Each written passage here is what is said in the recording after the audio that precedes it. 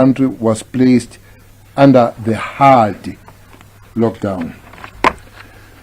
This crime data will also give the nation a glimpse of the crimes that took place during July unrest, which were categorized by vicious destruction of infrastructure, warehouses, and looting of business premises.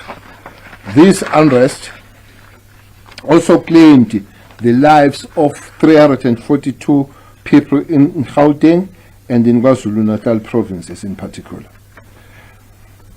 In the 3 months of reporting, a 20.7% increase in murder was recorded. However, when compared with the previous normal period of 2019-2020 financial year, a period with no lockdown, the murder percentage change would have been a 13.2% increase. Between July 2021 to end of September 2021, 6,163 people were killed in South Africa. That's a really bad number. This is 1,056 more people killed compared to the corresponding period in the previous financial year. Compared to the period without lockdown, this would have been resulted in the increase of 717 deaths. Ladies and gentlemen, among the many other factors that contributed to the increase in murders was the July unrest, which affected mostly the KwaZulu-Natal province and Gauteng.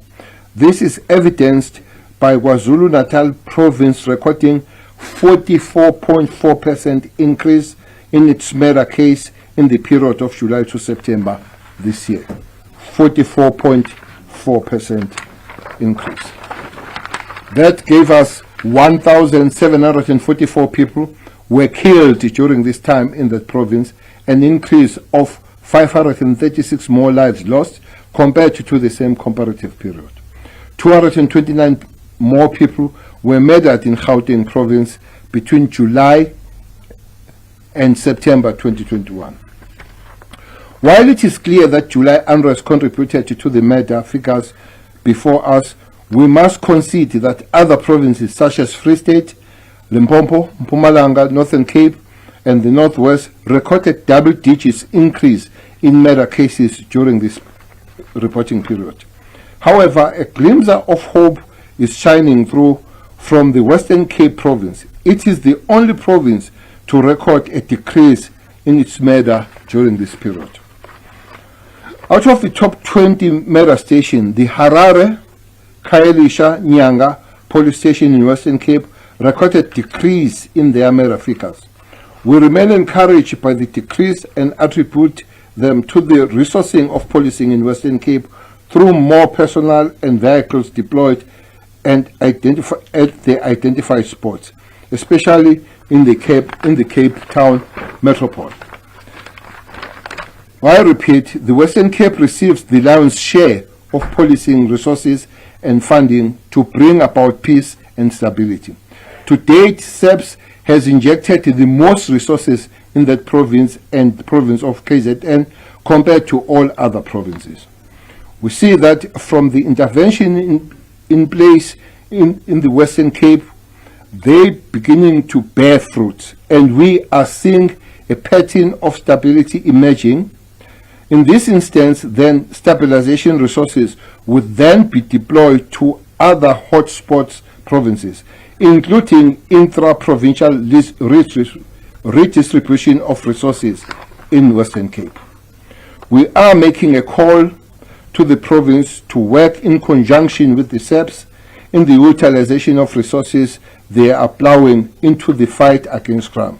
We believe this will give us better results when we work as a collective in order to sustain what we have achieved. According to this data, under the murder, 1,334 murders occurred at the homes of the victims or the perpetrator.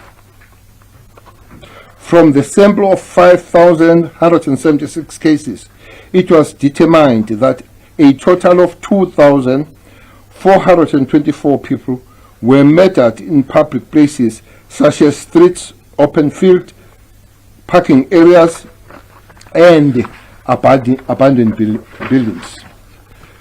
424 of the murders occurred at taverns, shebeens, nightclubs, and bottle stores. Liquor outlets are the third most likely place to be killed in South Africa. A total of 23 South African Police Service officers were killed between July and September 2021. Most, which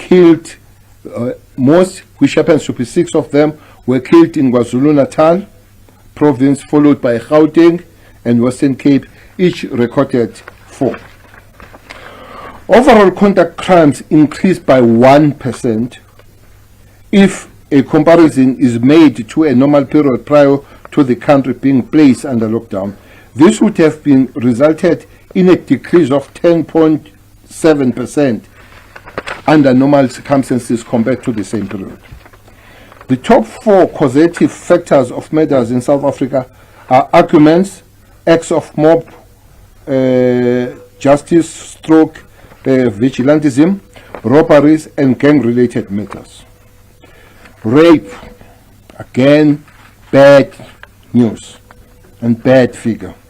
9,556 people were raped between July and September 2021. This figure of almost 10,000 people are raped only in 3 months. This is an increase of 634 cases, amounting to 7.1 increase compared to the previous reporting period. A sample of 6,144 rape cases revealed that 3,951 of the rape incidents took place at the home of the victim or the home of the rapist. Liquor and drugs were involved in 1,383 of the rape cases. 400 rape cases were domestic violence related, meaning victims and perpetrators have a relationship. The Themba police station in Gauteng, Togoyando station in Limpopo, Eastern Cape in Lusikisiki, or Lusikisiki in Eastern Cape, and Inanda and KZN police stations recorded the highest incidence of rape. Inanda and Lusikisiki have been displaced this time by Themba and Limpopo. They usually lead Lusikisiki and Inanda.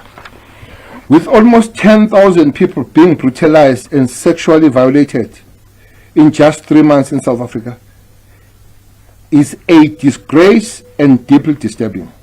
The majority of people raped are women and those most vulnerable in our society. These statistics show they are often violated by people they know and trust, in the comfort of their own homes or in places where they thought they were safe. This is a terrible and a bad trend.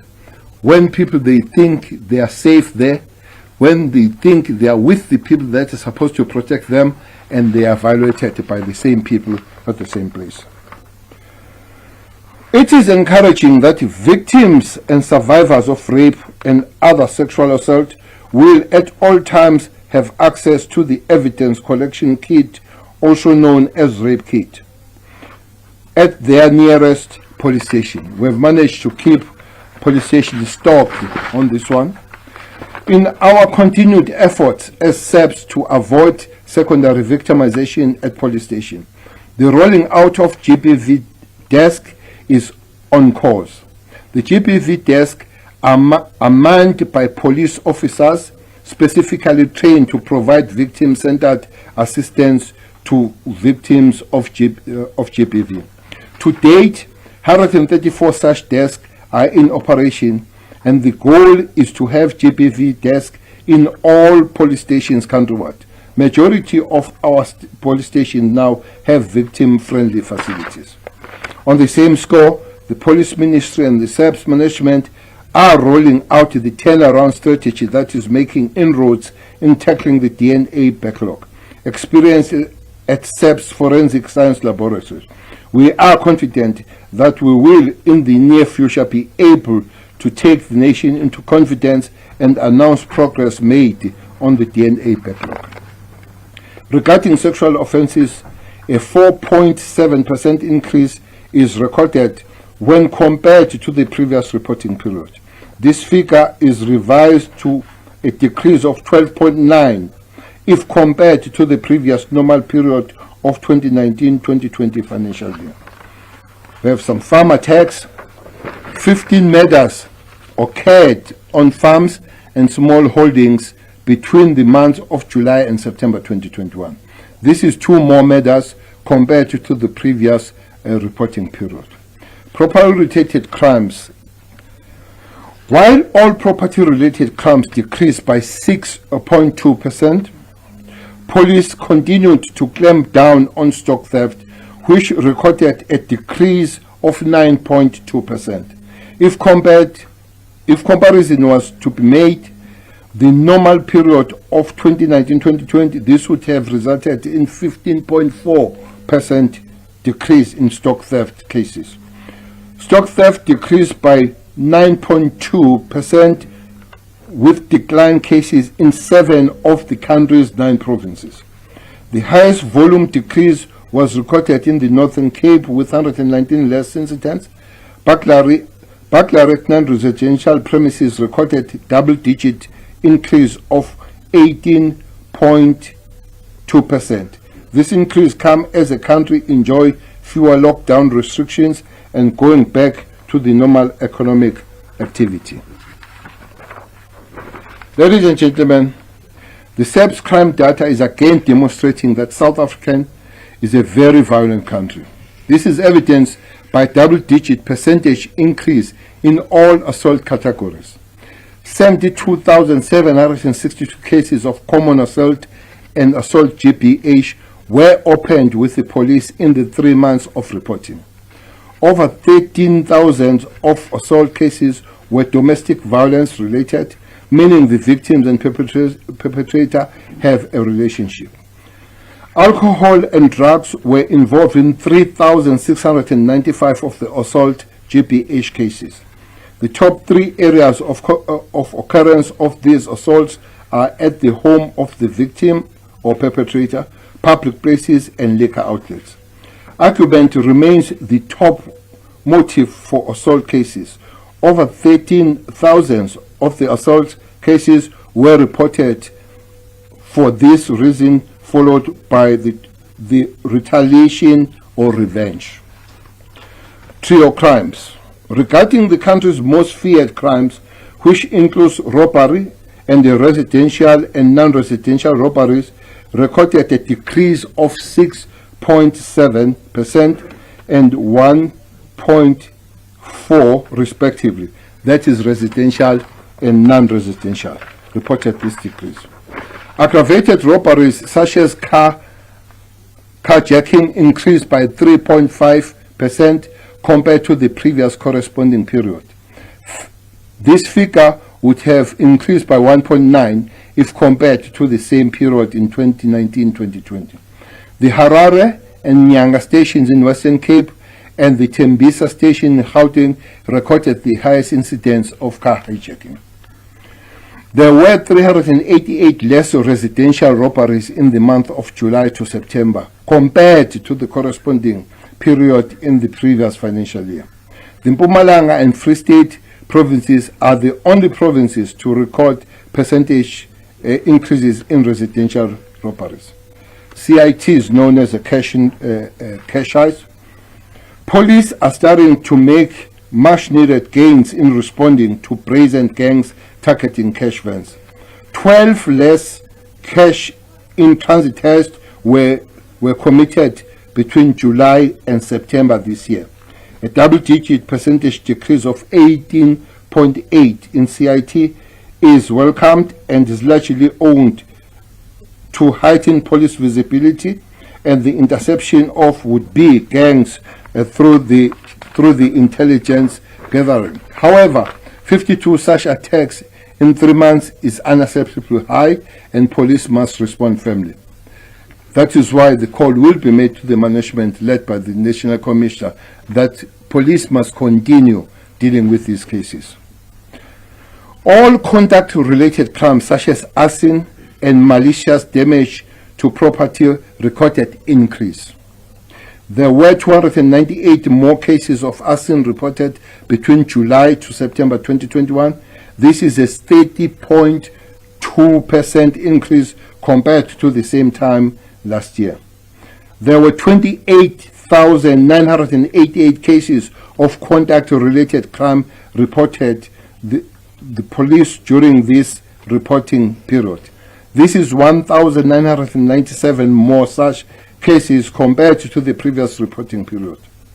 As mentioned earlier, the quarter 2 2021 crime figures demonstrate the extent of wanton looting, arson and damage to property and loss of life that occurred during July unrest. Kidnappings. There have been 2,000 kidnappings cases reported to the police between July to September 2021. Majority of the kidnapping reported were hijacking related, followed by kidnappings which were robbery and rape related. Out of sample of 620 cases, 52 kidnapping cases were ransom related, and most occurred in Gauteng province. 7 kidnappings were as a result of human trafficking also. In conclusion, ladies and gentlemen, as I conclude, while the crime picture painted here today is not ideal, it is certainly getting better with time planning as deployment of resources where they are needed most. The decrease in aggravated robberies, including CITs, residential and non-residential robberies, should give South Africans hope that the SAPS is making inroads in policing these crimes.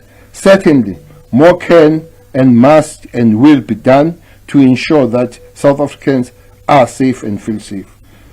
Therefore, at this juncture, I will allow General Tulares Kukuni to give us the raw figures and percentages as usually does. To you, General Kukuni. Thank you very much, ladies and gentlemen.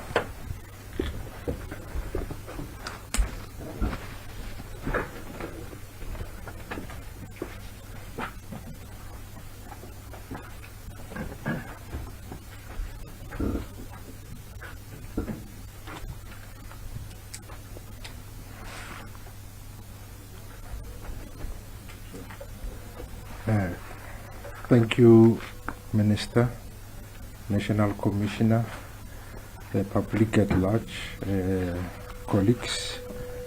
I'll be taking you through the quarter 2 crime statistics, which happened between the period of July to September in the current financial year. The Minister has been elaborate in terms of going through the statistics. I'll try to summarize and provide highlights where there's need to emphasize certain aspects of the crime stats. We talked about the comparison between the normal period and the pre-COVID-19 instances. If you look at I just want to take my pointer there. This thing is too... Okay. This period here, where the pointer is, it shows the comparison between 2019-2020 compared to 2020-2021, same period. That is in July to September. And these are the crime stats figures that were released at that point in time. Now, the current quarter that we are working on is the July to September 2021 compared to July to September 2021-2022, which is indicated by the purple color coded.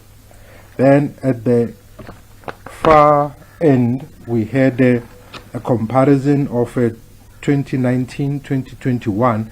That is, we are comparing instances of the current lockdown period whereby we are comparing to the pre-lockdown periods and see how the comparison would have been. Because ideally, in terms of statistics, it is ideally that when you do the comparison, you compare apples with apples. So periods where there was no lockdown compared to a period which has lockdown normally creates a skewed picture, etc. So we try and look at what the situation would have been had there been no lockdown, etc. And then we compare to the period in 2019-2020. I will not go into the details of this, but I will just touch on some aspects of the table that we are normally used to. In terms of the murders, we have had an increase of 20.7% increase.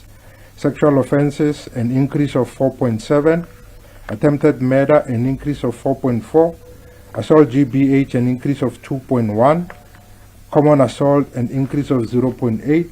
And then common robbery, we had a decrease of 2.5, followed by another decrease of robbery with aggravating circumstances of 3.9%. And overall, the total contact crimes increased by 1.0%. In the breakdown of the sexual offenses, these rapes have already been indicated here under sexual offenses. So in this paragraph, or in this 4 lines, we break down what constitute the sexual offenses. They are made up of rape, sexual assault, attempted sexual offenses, contact sexual offenses, and then the total, which is the total sexual offenses.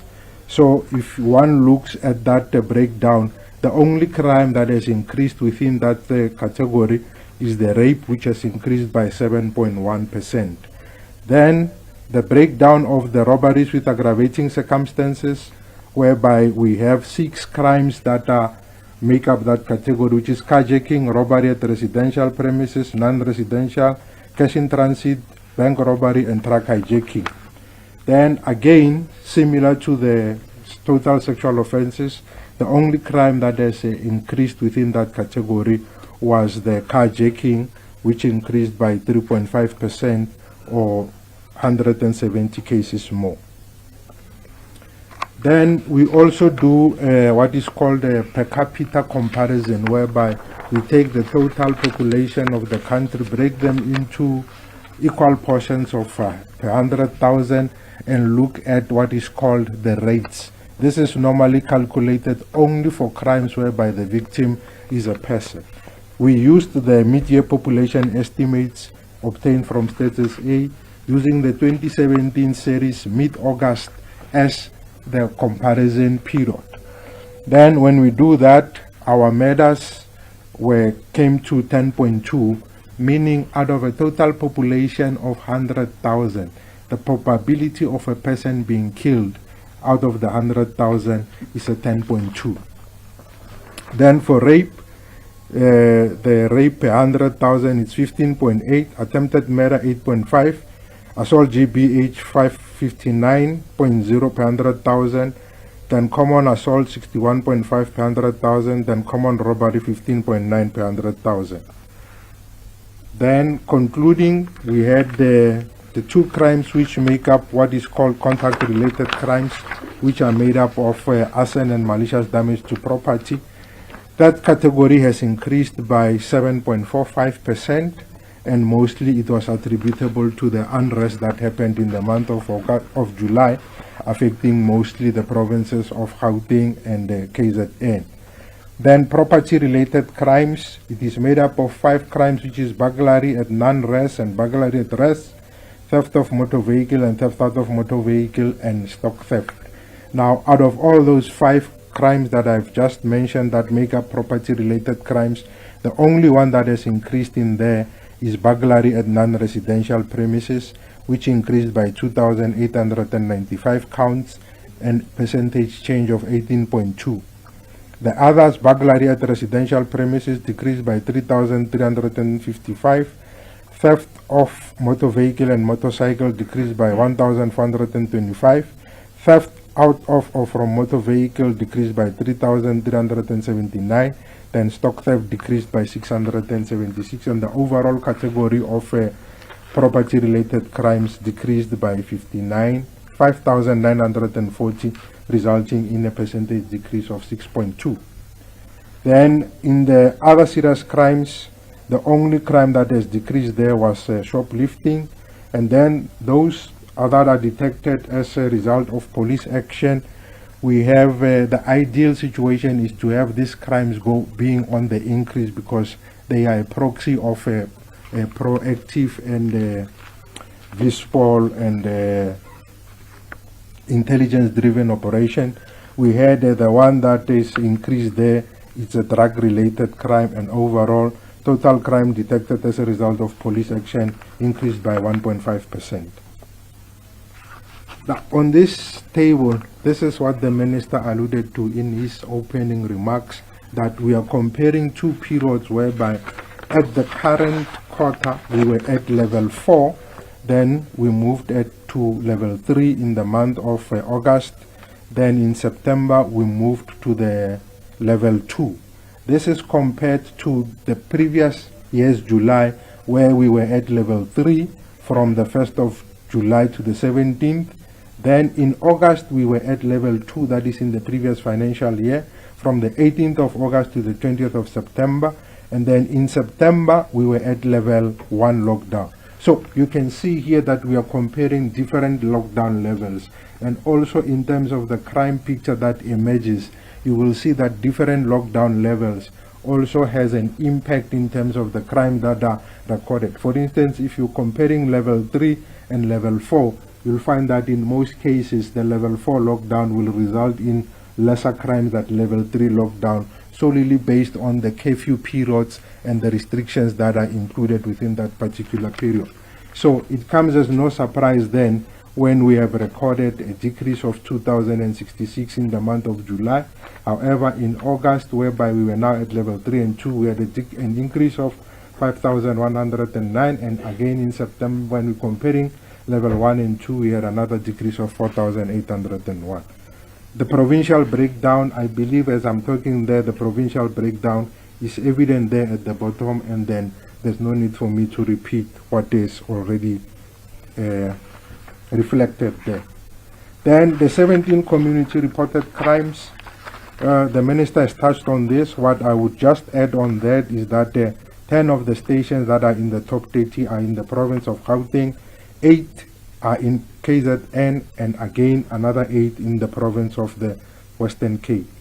Then moving on to contact crimes, whereby we are now focusing and zooming in onto the murder, attempted murder, rape and robberies with aggravating circumstances.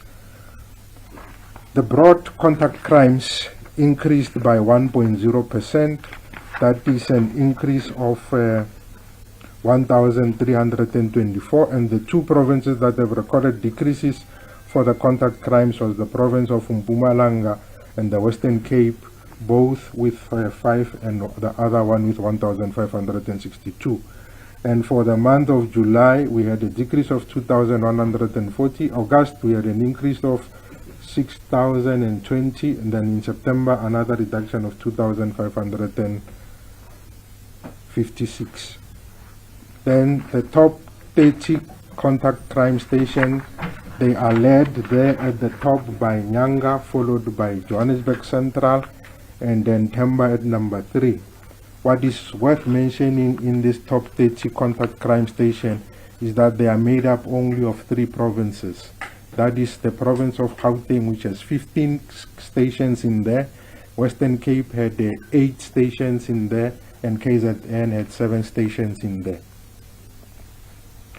Then the murder for the month of August, we had recorded an increase of 450.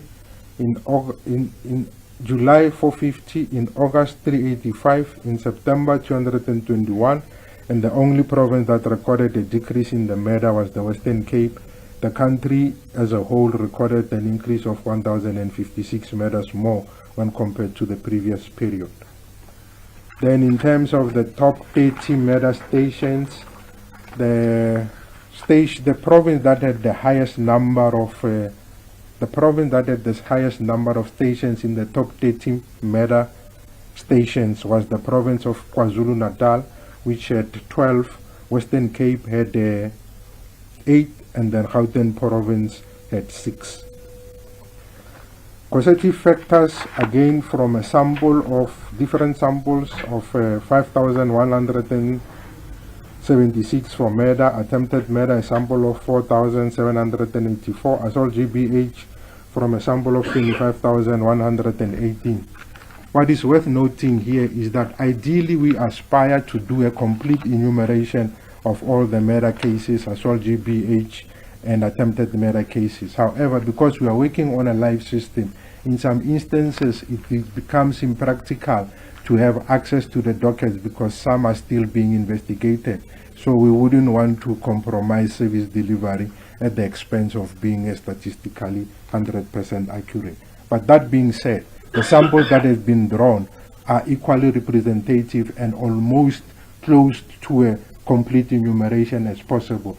Because if you look at the sample that was drawn for murder, it is almost 84. The sample that was drawn for attempted murder is somewhere in the region of 90 and above. The sample for assault GBH, similarly, it's in the upper level. So in terms of statistical comparability, these reflect as accurate a picture as you would have obtained had you drawn the complete sample. And one also needs to keep in mind that the more homogeneous population you have, the lesser sample size you need to draw. So these samples are as accurate as almost a complete enumeration. The minister talked that the arguments and misunderstandings that are not domestic related was the highest contributors in terms of the murder. Mob justice and vigilantism was number 2. We had illicit mining there, which contributed 6. And then we also had carjacking, whereby 33 of the murders were as a result of carjacking or attempted carjacking. We also had 60 murders, 90 murders, which were attributable to taxi-related incidents. Then looking at the crimes against women and children, first for the women, we had an increase of 64 murders that were reported against women. That is from a total population of 897. That is the 897 of the total number of women that were murdered in the current financial year, resulting in an increase of 64. Then attempted murders, we had 1,155, resulting in an increase of 82. For children, we had 287 children that were killed, an increase of 69 more children that were killed. Then for attempted murder is 283, an increase of 36. The children in this instance takes into consideration both the boy and the girl child. Then in terms of causative factors for murder, I will just touch on those aspects that I feel maybe need to be elaborated on. KZN was the leading province which indicated the arguments as the causative factors of murder, resulting as 290 attributable to arguments. The second highest was the Western Cape with 131. The third highest was the Eastern Cape with 127. Gang-related, the highest was indicated to be the Western Cape with 131. And remember, this is from a sample. However, if one were to do a complete enumeration, which was done in the province, we discovered that the total number of murders that were attributable to gang-related murders was 236, because they did a complete enumeration, whereas others, we did a sample. Then the places of occurrence, as the minister has already indicated, mostly happened at the public places, followed by the residence of the perpetrators. This is in most cases similar pattern that is followed for murder, attempted murder, and assault GBH. In terms of the murders of police officials, we had 8 police officials killed while in the line of duty, and 15 succumbed to injuries while they were off duty. In total, in the current quarter, we had 23 police officers which were killed. That is 3 more than the previous quarter. Murders of farming community, we had 10 incidents which has resulted in 15 victims being killed. That is, there were 15 murder victims which were attributed to farming community or farm murders.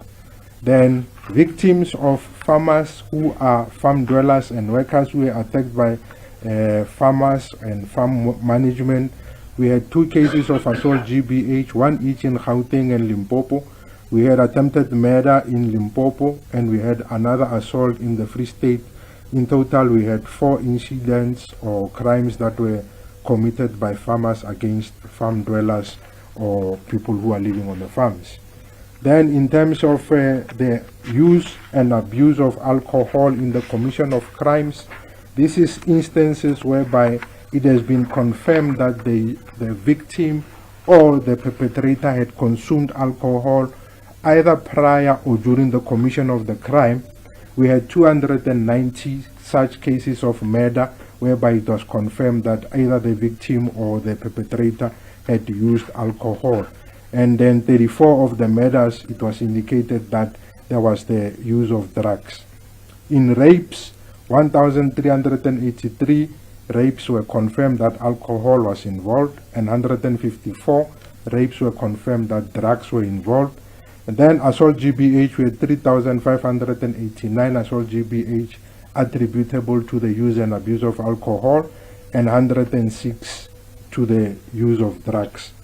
Murders that happened at a tavern, shebeen or pub, these were 424 murders, 142 attempted murders, and 45 rapes.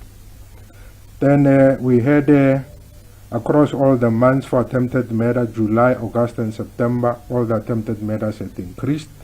And then these are the top 30 stations for attempted murder. Then in terms of rape, we had a decrease in the month of July, followed by an increase in the month of August of 743, then another decrease in the month of September of 60. The 2 provinces that had recorded decreases in terms of rape was the Northern Cape and the Western Cape. Then in terms of the top 30 rape stations, we had the highest being Temba, then we had Thohoyandou. In the analysis that we did when we looked into Thohoyandou, of the 69 rapes that had occurred there, 28 or 39, I think, were as a result of statutory rape, whereby the victim was a minor child. And similarly to the national rape picture, most of the rapes happened at the residence of the perpetrator or at the residence of the victim. Then places of rape for the general population of people who were or where the rapes occurred. Again, the highest contributor was the residences of the perpetrator, whereby KZN in this instance reported 944. Then at public places, KZN again was the highest with 293, and the Eastern Cape with 198.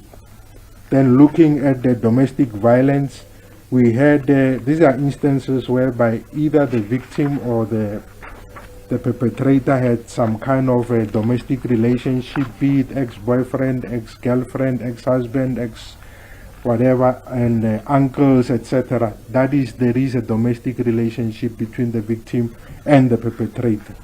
We had 136 of the murders attributable to people who are known and have some domestic kind of relationship to the victim.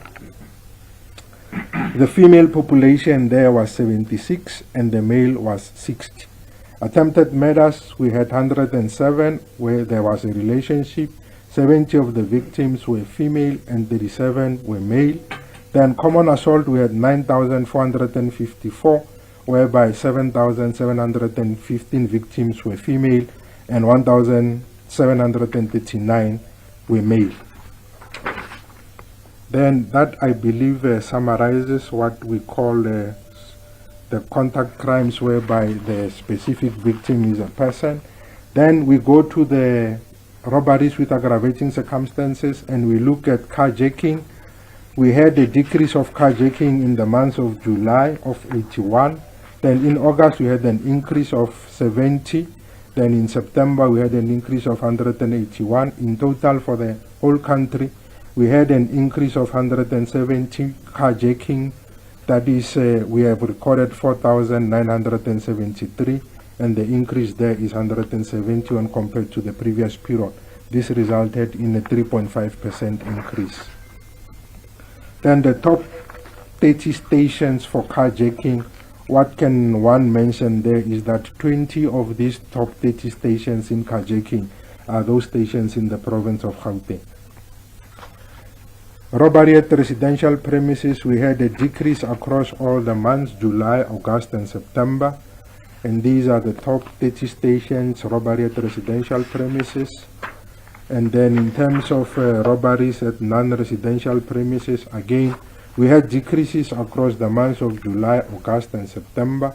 And the only provinces that have recorded increases was the Eastern Cape with 102 or 103 more, Gauteng with 21 more, Mpumalanga with 45 more, and the Northwest with 19 more. Then robbery at non-residential premises, top 30 stations, I wouldn't go into the detail there.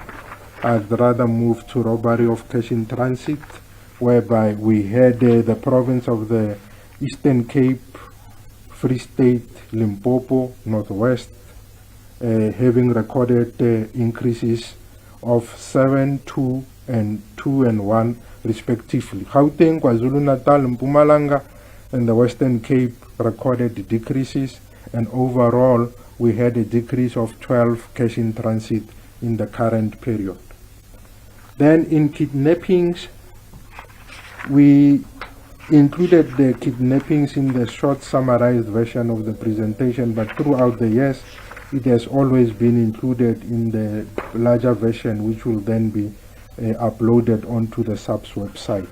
And what we would like to highlight with regard to the kidnappings is that kidnappings in some instances happen together with other crimes. For instance, in a hijacking instance whereby if you are driving down the road and a person opens the door to your car, points a gun at you and instructs you to drive to a particular location.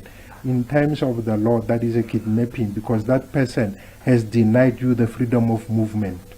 So there are instances whereby the kidnapping happened together with another crime like carjacking. And there are instances whereby kidnapping happened together with the other crime like rape. For instance, if the lady is forcefully taken from a place or whatever the place it might be, and the crux of the matter is being denied freedom of movement forcefully or through threats, then that on its own automatically it's a kidnapping. So those are instances whereby we had kidnapping cases happening. So we had kidnappings across the month of July, August and September, and we had Gauteng, KwaZulu-Natal, Limpopo, Mpumalanga and Northwest recording increases, and in the whole country we had 2,000 cases and an increase of 445 kidnapping cases. And then the top 30 stations are led there by Johannesburg Central, and then Inanda at number 2 and Tembisa at number 3. Circumstances around which kidnapping happened, I have already touched on the fact that some of the kidnappings happened together with the carjacking. Some are robbery related, some are rape related, taxi related, domestic violence and ransom. We had Gauteng recording 270 hijacking related, and then we also had robbery related. For Gauteng again was 116, and we also had 66 domestic related kidnappings, whereby 18 were in Gauteng, 14 in KZN, and then 10 were in the Eastern Cape. Then we moved to property-related crimes. We had decreases across all the 3 months of July, August and September. 379 reduction in July, followed by another reduction of 2,506 in August, and then 3,055 in September. The two provinces that recorded increases in property-related crime was KwaZulu-Natal and Limpopo, of 1,717 and 81 respectively. Then these are the top 30 stations for property-related crimes, and then the leading stations there, both at number 1 and number 2, is Pound Town and Durban Central, and then we had Brook Lane at number 3, Cape Town Central at number 3. at number 4. And then the last crime that we looked into was stock theft, whereby we had decreases across the months of July, August, and September of 136, 346, 194 respectively, and only Limpopo and the Northwest recorded increases of 37 and 40 respectively. Then in terms of the top 30 stations, the leading station there for stock theft is Sulenkama, followed by Montfrere, which are both in the Eastern Cape, then Amangwe at number 3 in the KwaZulu-Natal, Kumbu and Tsolo and Mthatha at number 4 to number 6, all from the Eastern Cape. And that Minister gives a summary of the Q2 crime statistics covering the period from July to September. The full version of the presentation, together with the drop-down menus, will be uploaded onto the SAPS website. I thank you.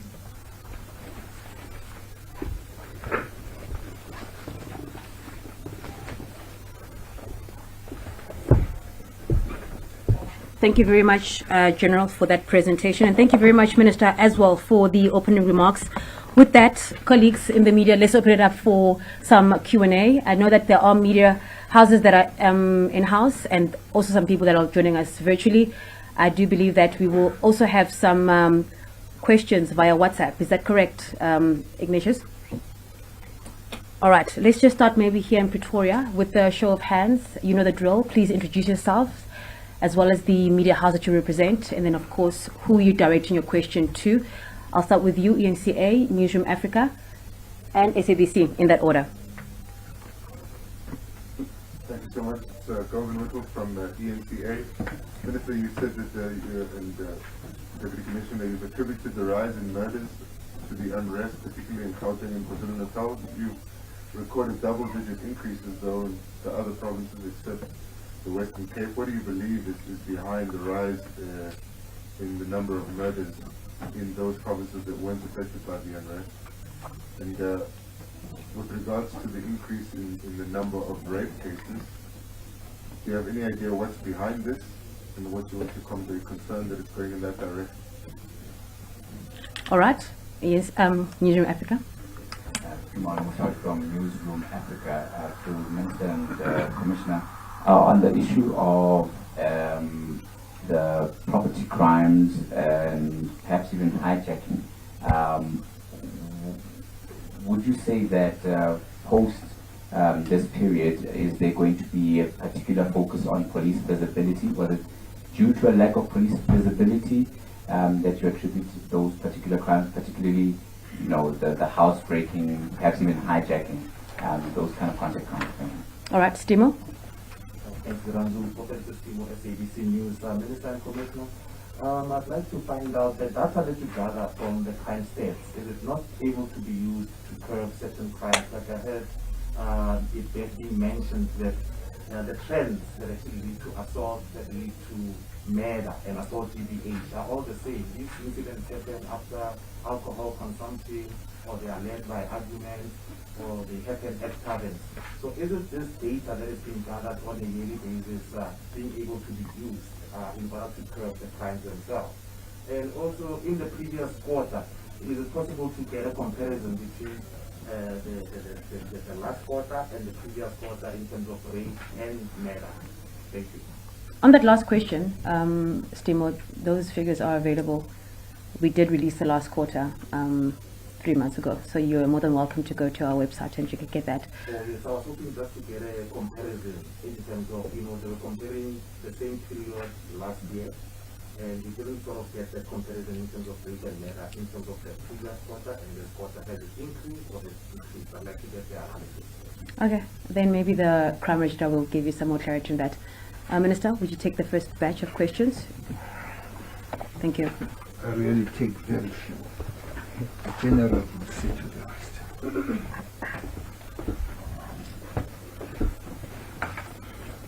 rest. Maybe let me start with the last question.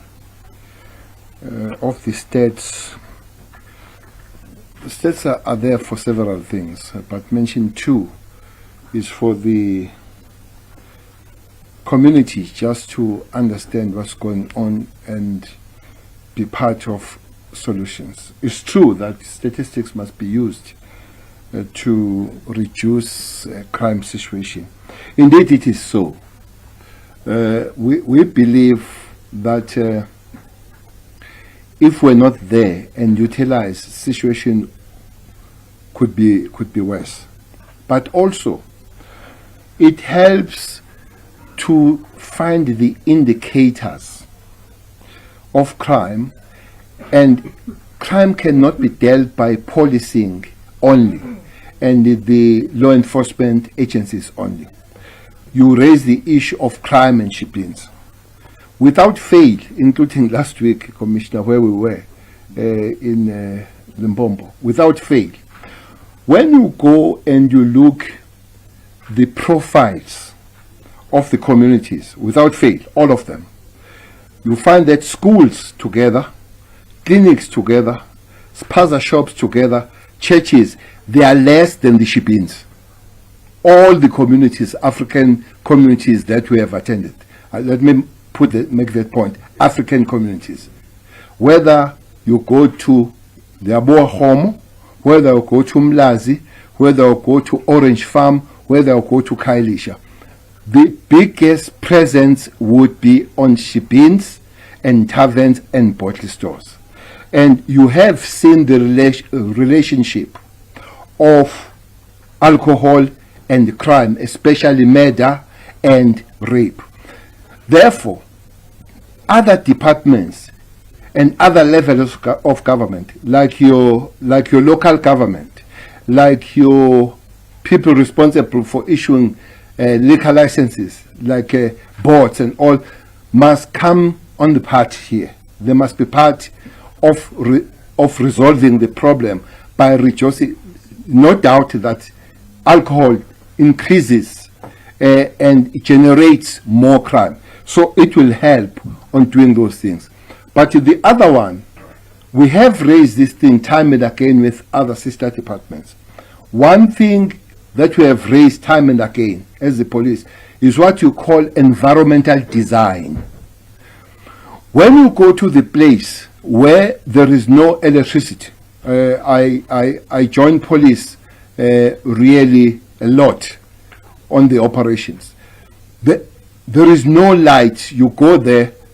We visited one place in Western Cape 2 weeks ago. It was rainy and all dark. You see until the end of your hand, so it can't go beyond that. And there are no streets. There are no house numbers. So if somebody runs and gets somewhere, you can't explain that you'll get that criminal in road so and so and the number so and so.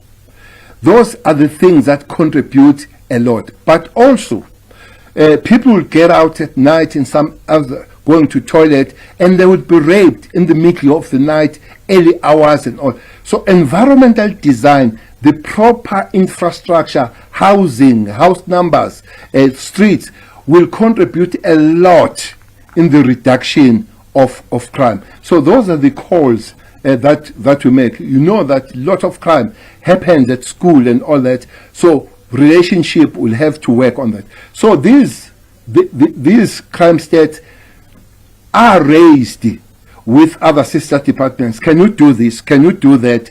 Let's work together on this. Well, unfortunately, in the minds of the society is that you see the crime, you see the police. They don't even link the police with the cluster. That after police there is prosecution. After prosecution there is magistrates and there is correctional service. You will be surprised to understand that there is a lot of crime that is planned in correctional services, in prison. During elections, one dealt with one MMC here in Gauteng who was threatened, and they work on extortion. When the police followed that information, the person is in prison who's doing that thing. So these statistics then helps across the board. They are really working. The only thing is that all of us will have to respond to them. So that's a question that I wanted to take. So, National Commissioner, including the General Skukun, will respond to the rest. Thanks.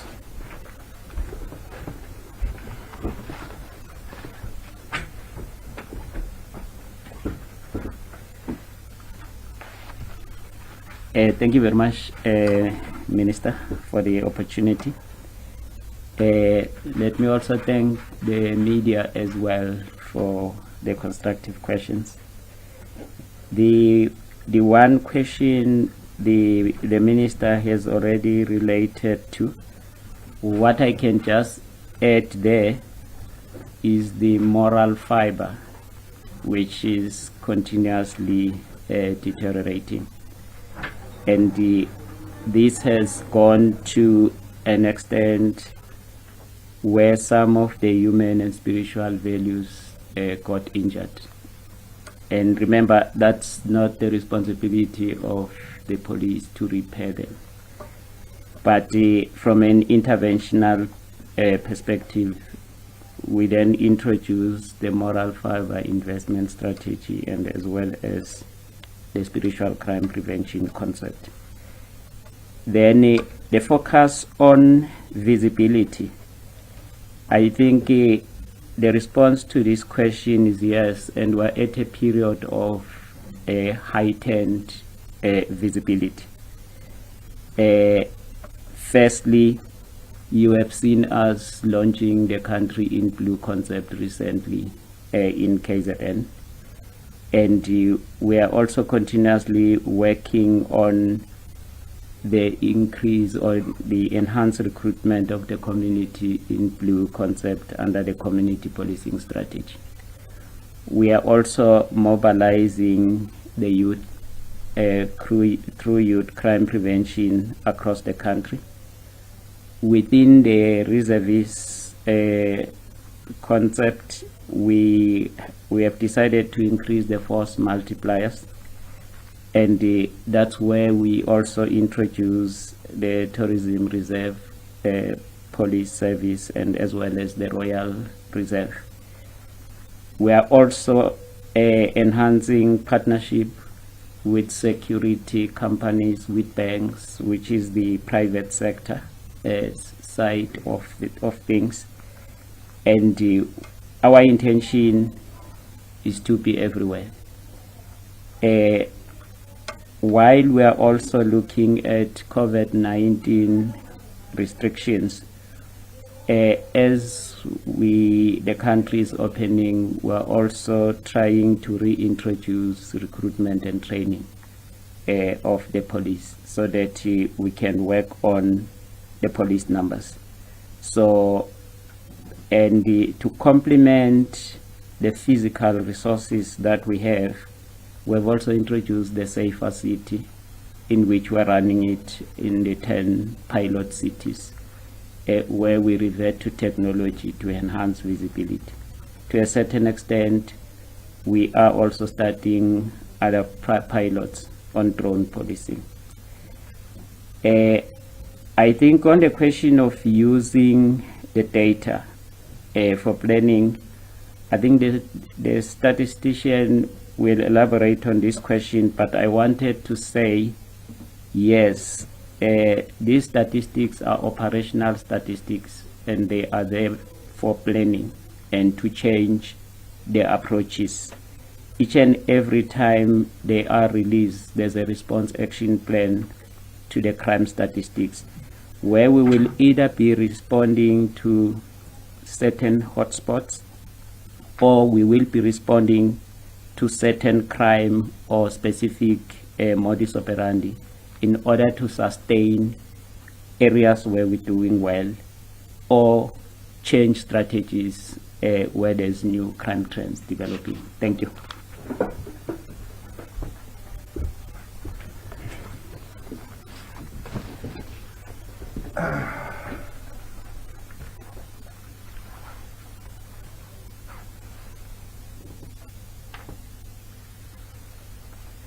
I guess the only question or two that I have to respond to It's about the comparison of quarter 1 to quarter 2, etc.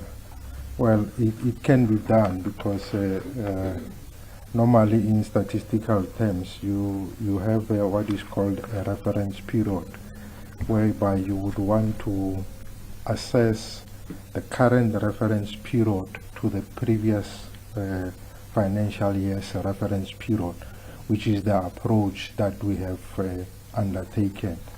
Now, if you want to bring in quarter 1 comparing it to quarter 2, you are changing the focus of the analysis, and now it becomes a longitudinal study.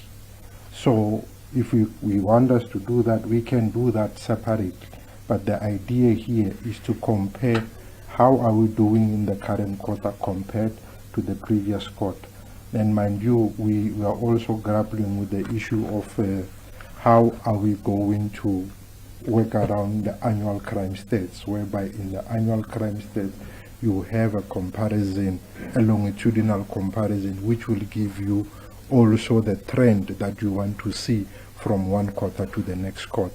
So I think somehow we will be moving towards analysis paralysis, whereby we analyze too much quarter to quarter, current quarter to current quarter, previous quarter to current quarter, and then again you have the same thing repeating itself at the end of the financial year, where all the data is summarized and again used.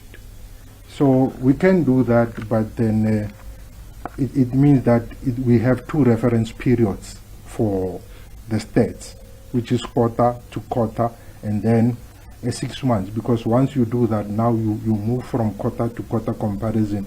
It's kind of like a 6 months but broken down in quarters and then compared, which is kind of like a semester. But it can be done, and it is also summarized in the annual report, whereby you have that particular trend. The use of statistics. The use of statistics is, among others, to enable police to do proactive policing. It's, among others, to adequately allocate resources among areas whereby problems had been identified. These statistics, ideally, they are designed to answer what happened, where it happened, when it happened. Now, after you had these statistics, you then move on to the level of intelligence analysis. Who are the groupings that are involved in these statistics?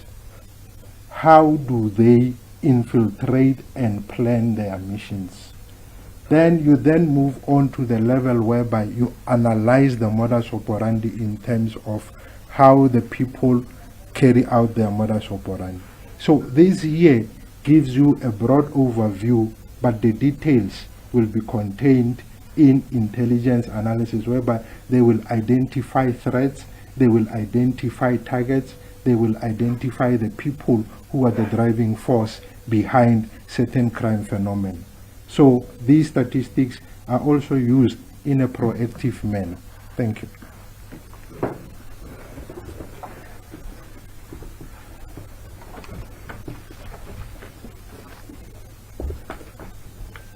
Thank you very much, General. Let us now allow our media colleagues who are not here with us today to also field in some questions via our WhatsApp line. Ignatius, please can you just take us through maybe the first 5 questions of what you have? Yes, it just happens just to be 5 for now. Wonderful. First question is from Marvin Islands, which is the freelance journalist. He asks, can SAPS confirm or deny the Monty Brothers ransom that was paid, and what was the method used to make the payment, and what unit would deal with high-profile kidnappings, and is SAPS concerned with the number of constables involved in police brutality? What is SAPS remarks on IP the report on KNU assassination. And then I have another question from Brian Sokoto from The Citizen. What is the SARS plan in fighting crime in the coming festive season? And Should we just maybe wrap it up there, or is it just Okay. the last question? no, it's not the last. I just have a couple. Yeah, there's quite a few questions, so to just let maybe the principals answer those questions, then we'll have the last round, possibly. Minister, there are some questions. Let's hear more. Okay, sure. Let's go ahead, Ignatius. Thanks, Minister. The next question is from Sumer Naidu, who is a freelance journalist. Can the Minister provide an update into the investigations regarding the July unrest? Why have no high-profile figures been arrested yet? And the last question is from Patrick O'Leary from Fleet Watch Truck Magazine. You asked that truck hijacking is on the increase and is expected to increase even further with the upcoming Christmas season. Warehouses are now also being hit. Are you placing increased percent or specialized trained staff into this arena to combat this increasing crime? And also, do you have the exact count of the number of trucks that were burnt and or destroyed during the July unrest, not just the 25 that were burnt at Moy River on July the 9th, but the total number over the unrest period? Thank you. All right. Okay, let's take those responses, Minister. Now, I will answer two. You will answer the rest.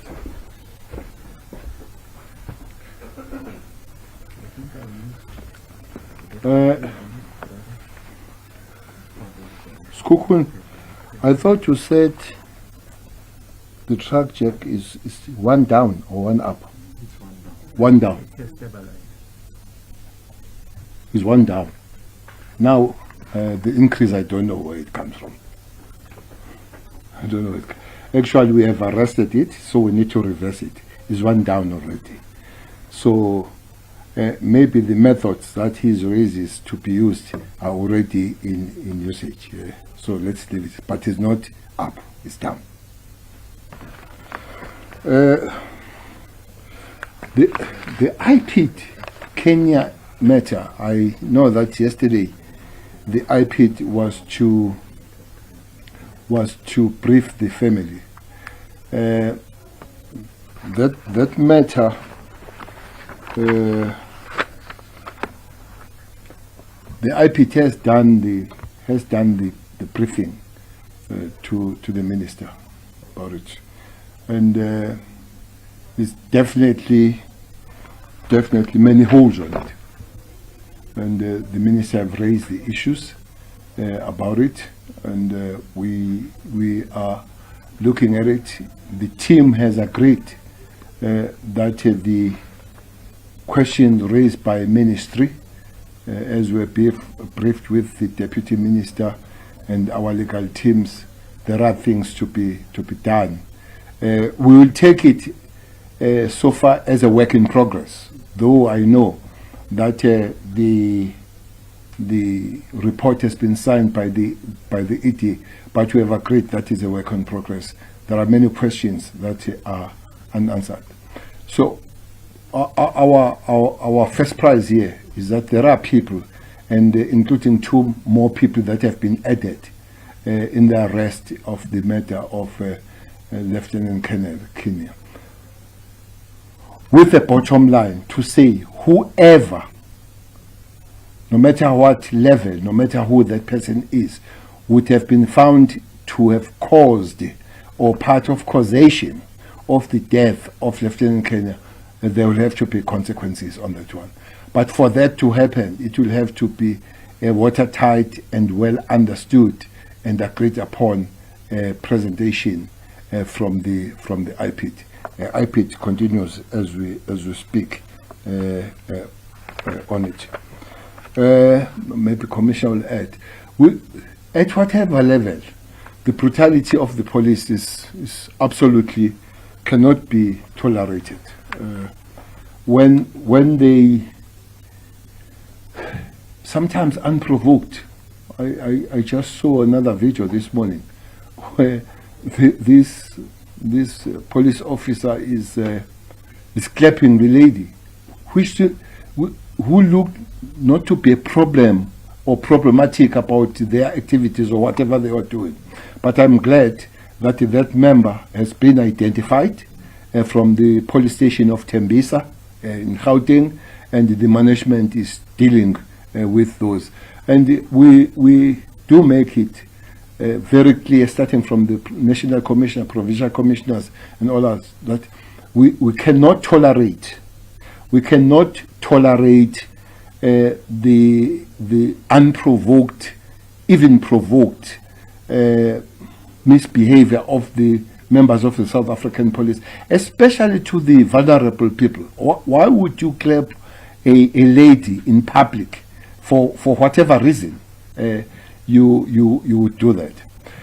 But at the same time, we want to measure that with their own life police and their own safety. I'm sure there is a video that you have looked at of somebody that really does not respect law, does not respect other human beings.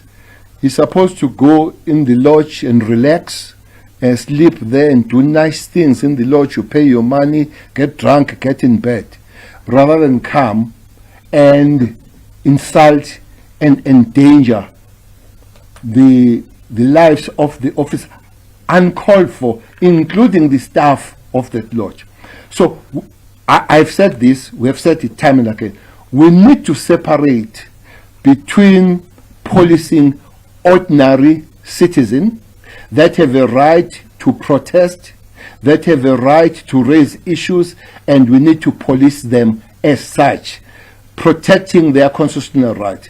But we need to again understand that we police people that are dangerous in the society. That guy is dangerous in society. And even now, I've congratulated those police that they really tried to stay within the law. That guy cocked the gun twice before he grabbed the gun from the officer. Those officers could have been long killed, including the staff there. It's a bad scene to look and all that, but we're giving the number of 23 police officers that have been killed. There were almost 5 of them, 4 or 5 of them. They could be adding on this number on the next quarter, including the very innocent people that are working there. So police must be trained to act with the normal policing of normal citizens, but also have a very high level of alert when it comes to situation where their life is threatened, like that one that was life threatening. Well, I don't want to talk about the young gentlemen that have gone amok on video after this. I've never had such a vulgar and from that young gentleman, and it's not too good when such things happen, and some portions of society that make noise, including the police, because there is a lot of noise about the police. I haven't had much noise about that gentleman, if he is a gentleman. I haven't had much noise about that young man who ranted, I've never had such insult in the new dispensation, calling every name you ever heard of some section of the population of the Republic of South Africa. And I don't hear any noise. I don't hear South Africans standing up and saying, but this can't happen. And by the way, crime and these things will be dealt with decisively when we all stand up. When we all stand up and say, not in the name of South Africans. Thanks.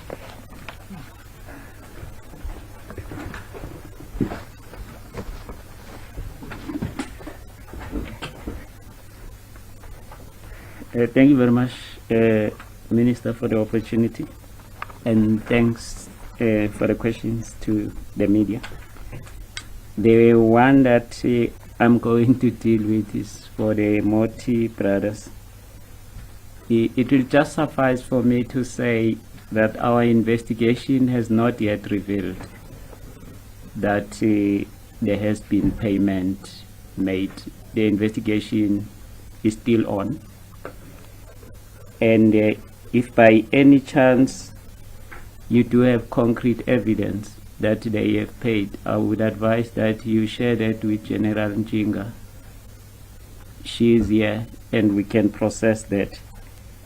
But remember, both paying and kidnapping is a criminal offense, and it will have to be dealt with as such. I think the question of police brutality, the minister has responded to it. The only thing I can add is that police brutality is declared as a serious misconduct in terms of the SAPS discipline regulations. But police are equally encouraged to make maximum use of the police safety strategy in case they get provoked or attacked. The July unrest, I think we've just recently shared the figures that there was a total of 6,000 shared by both Gauteng and KZN on the people who has been arrested. Yes, in total shared, if we add both figures by KZN as well as Gauteng.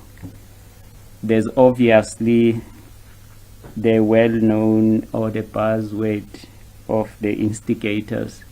They were dealt with by the Special Investigation Task Team between Crime Detection and DPCI.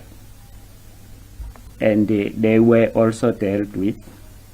Those investigations are not yet finalized.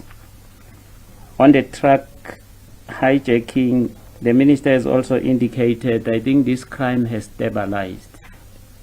But obviously, there's other parts of it that continued to take place.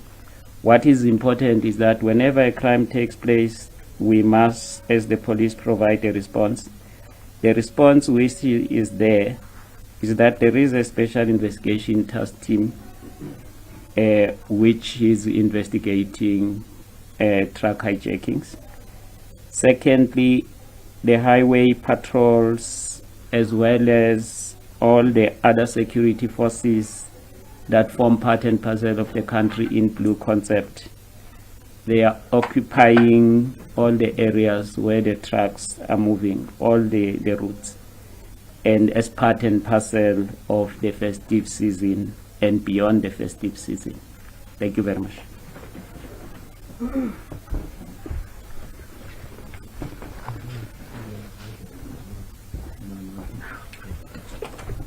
Okay, I think we are going towards the later part of our media briefing.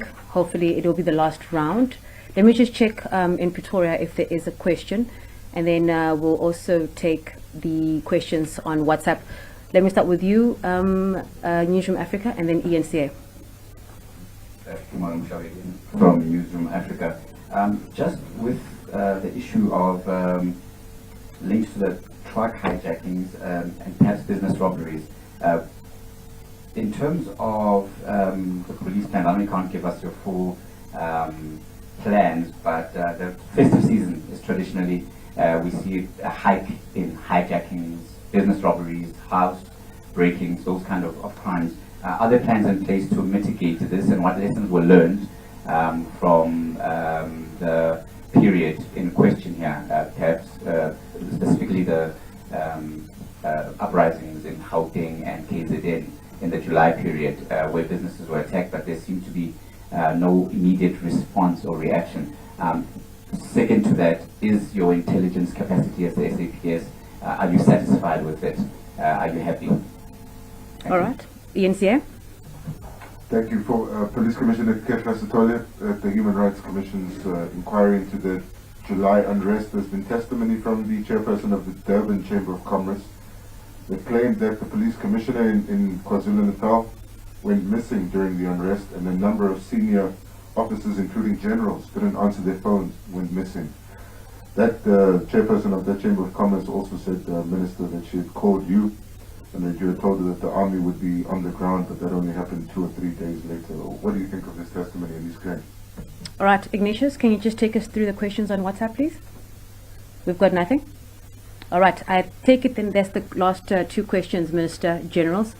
We'll start with the Minister, and then we'll end it up with the General for some responses.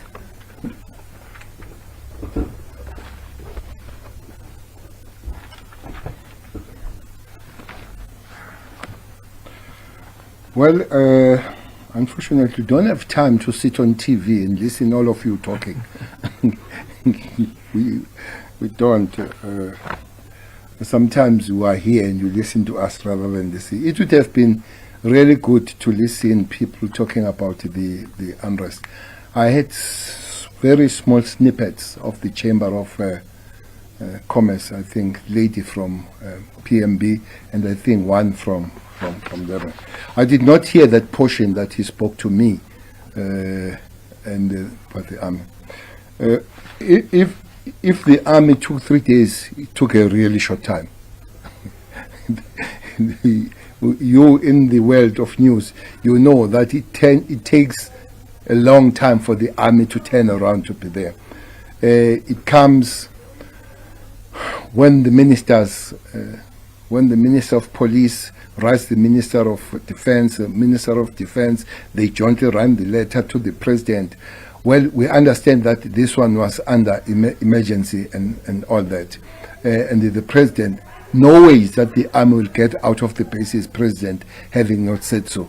So once President says so, they put logistics on those matters to be there. Fortunately, one is invited by the commissioner, by the way. It's unfortunate that the day they pointed, it looks like is not a day that one will be available, but we are working on the day. With a full cooperation, we have made the statement, one has made the affidavit and all that. So my talk will be there rather than reporting to you now. I will report to the commission. Also, I would allow police to report on theirs rather than saying General Mkwanas and others were not available. I have my version. I have my version. We literally sat together from dawn to dusk.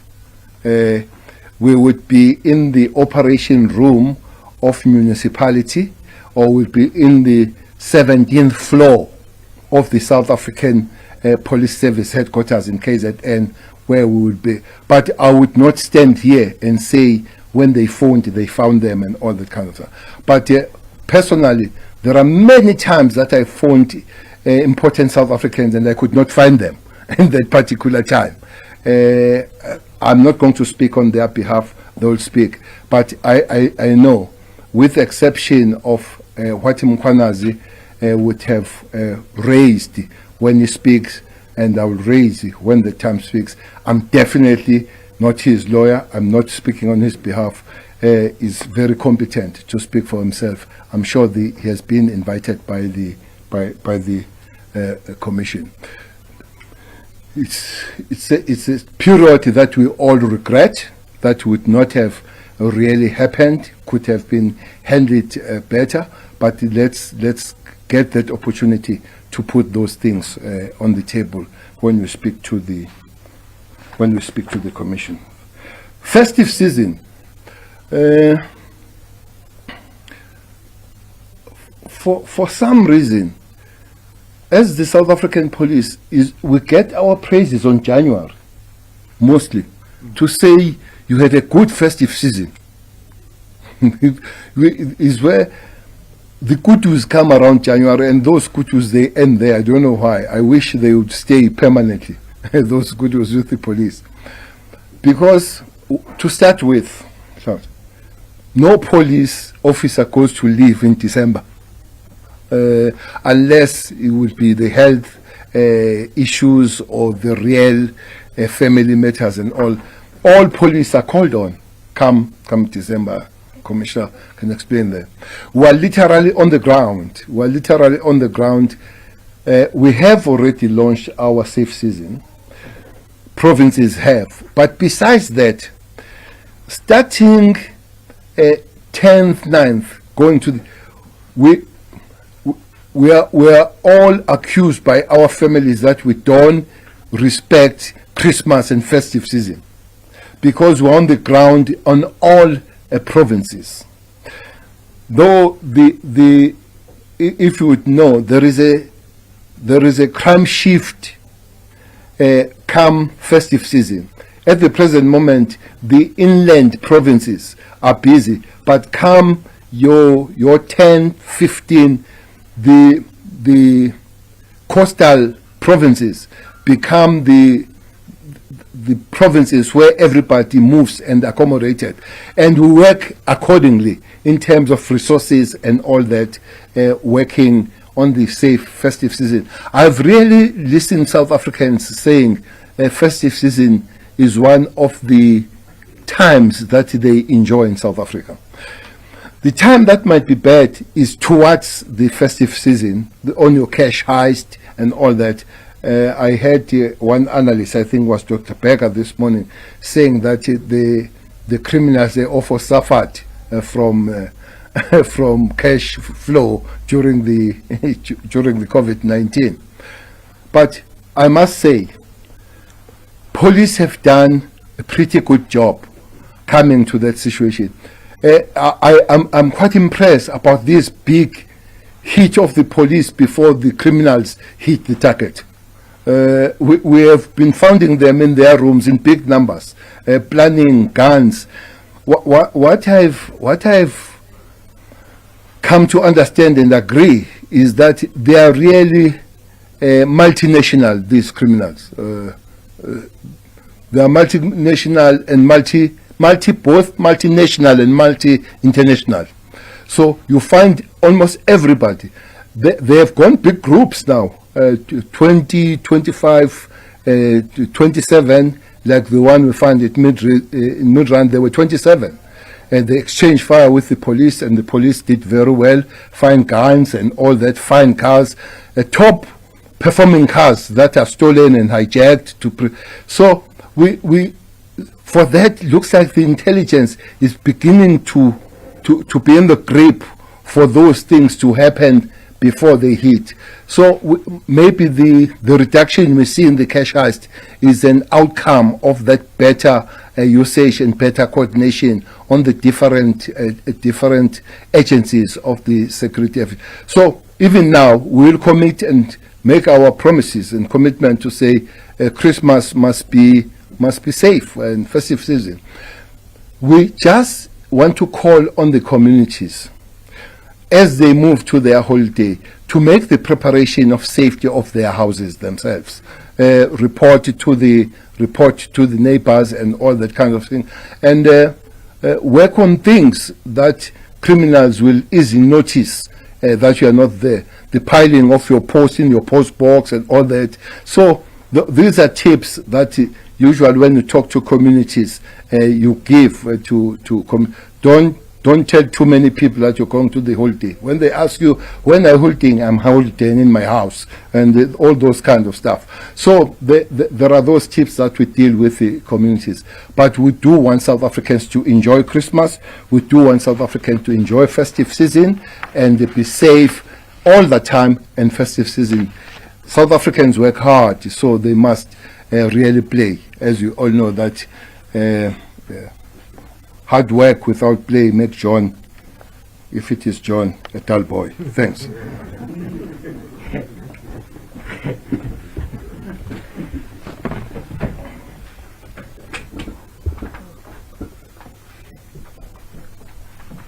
Thank you very much, Minister, for the opportunity. Maybe it might just be for me to add on the lessons that we have learned from the July unrest. I think firstly, we learned that there's a public violence modus operandi, which is explicitly meant to destabilize the country. And it was noted as a new modus operandi in the fall. Secondly, we've also learned that the community can be very instrumental in working together with the police to put violence to an end, which in this case happened. And for that, we then adopted the community activation plan within the community policing strategy. And it was introduced as one of the interventions which are currently part and parcel of the practice of the 72-hour activation plan. Then we've also then realized that there's a need for us to strengthen and sharpen the first responder capacity within the service, which does not only apply to SAPs, but all the security forces, including the metros, and the integration of resources there, putting together activation resources. The question of CI, which has been raised here, I think CI has been put on a corporate renewal plan as a result of this, and we are working on sharpening more and more of the CI capacity so that in future we become proactive. I think the question of the Commissioner of KZN, the Minister has responded, but I thought I must indicate that government pays two categories of people. There are those who are paid to think and those who are paid to work. And Mkwanazi, as a provincial commissioner, is paid to think how the constables should be deployed and work in KZN. And whenever there's a situation like this particular crisis, in terms of the national directives which come from the command structure, you need to do what we call positional play. He may not be where you want him, but he will always be where we want him in terms of the command instructions. So that's what I can say with regard to this. We are also following on the modus operandi, and the public order modus operandi is now a culture of modus operandi analysis within the modus operandi analysis center. Thank you.